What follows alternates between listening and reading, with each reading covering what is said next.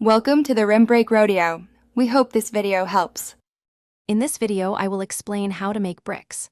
First, you'll need to gather your primary materials: clay, sand, and water. Ensure your clay is free of large debris. Next, prepare a flat, clean surface for mixing and forming.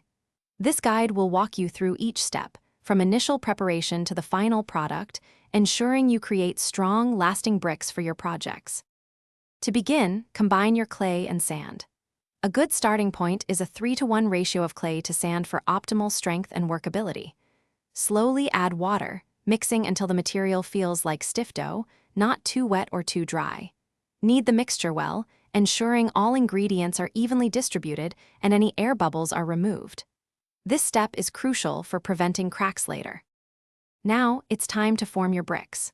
Firmly press the clay mixture into your brick mold, making sure to fill all corners completely. Use a straight edge to scrape off any excess material from the top, creating a flat surface. Carefully remove the brick from the mold.